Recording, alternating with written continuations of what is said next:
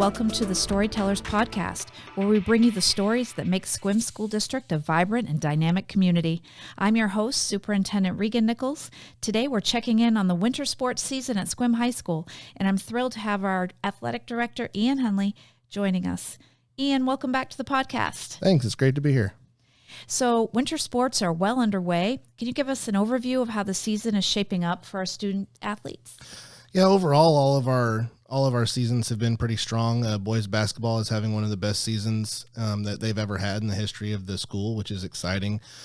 Girls basketball is fighting hard. On Tuesday, they played Bremerton and won that game, and so they're looking to stack up a couple more wins here in league as we get ready in the second half of the season to play those games.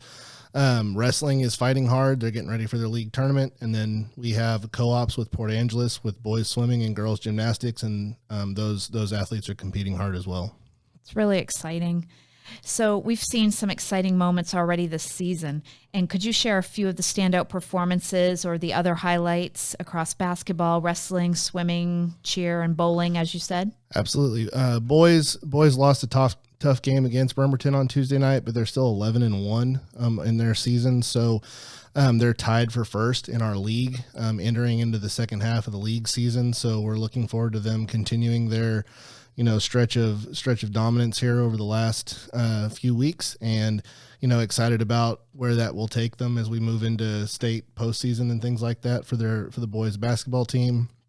Bowling right now, as they're getting ready to start their league tournament here in the next couple weeks, and one of the exciting things about bowling, just to kind of talk about the student athlete part of our athletes, is that the bowling team right now is looking to repeat as the academic state champions for winter sports. So the WIA puts out a state champion for academics. It's the team with the highest overall GPA, and our bowling team is the defending champs in that. Last year they had over a 3.9 cumulative team GPA, and this year they're off to that again. We're waiting for the final numbers to come out here at the end of the semester on our next Friday, but we're looking at that team possibly having a perfect 4.0 GPA. And so we're excited about them possibly repeating, and that recognition as being the team with the best GPA in the state across all of the winter sports. And so we're looking forward to seeing where that goes with them. Well, go Wolves, and I'm so happy to hear that they're holding that mantle for the student-athlete part. I also have to say that in your report about fall sports, it was just with such pride that we saw that our teams do perform well in the classroom. So our coaches do a great job of encouraging academics, which is something that we really push in the athletic department, is that we want our kids to be student athletes, not just athletes. And so we're teaching them how to be good students as well as good athletes.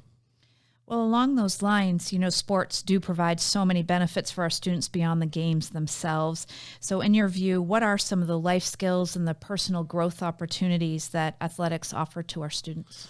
Well, I think athletics offer a way for kids to focus on their academics and to be more successful in the classroom, because it gives them something that they are trying to achieve, because if they're not passing their classes, they're not allowed to play. And so it gives them that. But also, I think athletics gives our kids a real way to face adversity in their life. Our kids struggle with adversity, and they struggle with things that are tough. And I think sports and athletics gives our kids a way to face those things and learn how to deal with adversity under high stress situations, and find ways to just continue to kind of fight and come out on top in situations where things might look like they're not going very well, but then they find ways to be successful. And I think that's something that, is really important for kids to learn as they're growing up before they become adults. So true. One of the other things I find so impressive is how many of our students actually participate in sports throughout the school year. Do you actually have an estimate of the number of students who are involved in at least one sport per season? And how does the educational program and operations levy help to make those opportunities possible for the students? Well, right now we have about 430 high school students signed up to participate in some form of athletic activity.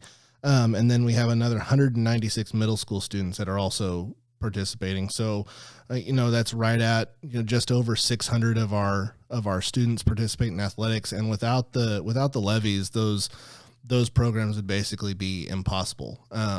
Because the levies that we are, asking the community for and asking support from in that aspect pay for things like they pay our stipends for our coaches so that we have coaches to coach those programs. They pay for the bus drivers to drive our kids to games that happen outside of SQUIM. They pay for our officials who come to SQUIM to officiate games. And then also they obviously help pay for things like upkeep of fields and facilities and things like that, making those necessary repairs, as we are able to get those funds. So, I just want to say thank you to our community, because the support has been so consistent for us with our education program levy, and the students are benefiting from that. Clearly, this season is no exception. So as we do wrap up this winter season, of course, spring sports are right around the corner. So what are some of the things we can look forward to in the upcoming season? Well, I think the biggest thing that we're looking forward to in the spring is getting to host home track meets again.